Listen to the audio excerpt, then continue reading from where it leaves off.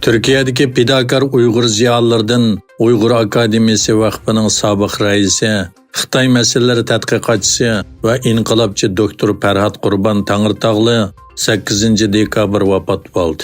Ma'lum bo'lishicha, Xitoyning G'arbiy rayon nazariyasi, Xitoyning Turkiston va Turkiya siyosati, Xitoydan oshkorlangan lager hujjatlari, Qarqash tizimligi, yangi Xitoy jahongirligiga qarshi inqilobidan barliqqa kelgan yangi jahongir kuch, Xitoyning bir balvoq va bir yo'l qurilishi va turk dunyosi, shundaqla Xitoyning Oqtashliq kitobiga qarshi tayyorlangan Ko'ktashliq kitob nomli kitob va asarlarining avtori va muhojiratdagi Xitoyga qarshi kurashda tonilgan tadqiqotchi va inqilobchi doktor Farhad Qurban Tangırtağlı apandi 1962-yili Qashqarda tug'ilgan.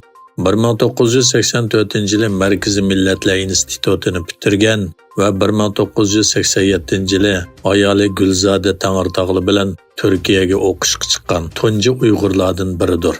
O ayoli Gulzoda Tangırtağlı xonim bilan birga Marmara Universitetida Türk tili va adabiyot kasbida magistrlik va doktorlikda o'qigan. Onun vaqtsiz vafoti muhojiratdagi Uyg'urlar orasida motam kayfiyati paydo qildi.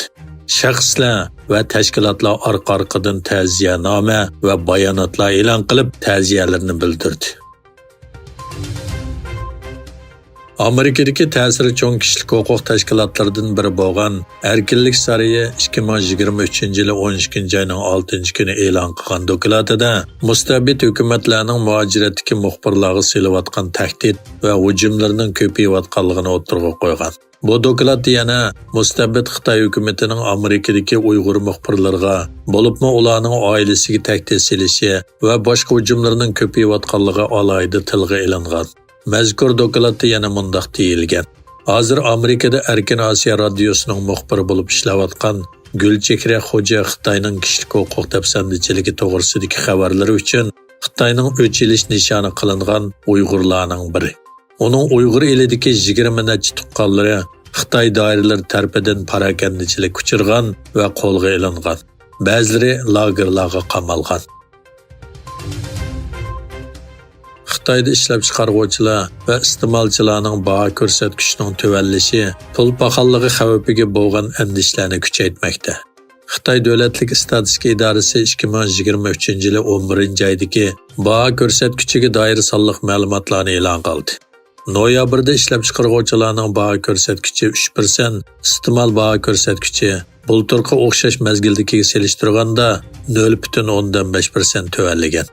Egilinishcha, Xitoyda ishlab chiqaruvchilarning baho ko'rsatkichi 14 oy uda tuvanlayotgan bo'lsa-mu, ammo iste'mol bahosida 2020-yili 11-oydan buyongi eng tez tuvanlash ko'rilgan.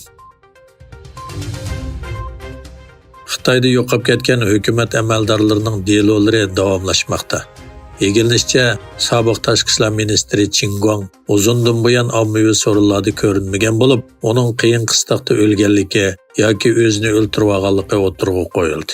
Xitoyning yuqori darajalik amaldorlari bilan ko'rishaladigan ikki kishining 8 dekabr Siyasiyon to'rga oshkorlagan uchurlarga qaraganda, Chingong 7-oyning oxirida Bejingdagi bir harbiy doktorxonada o'lgan.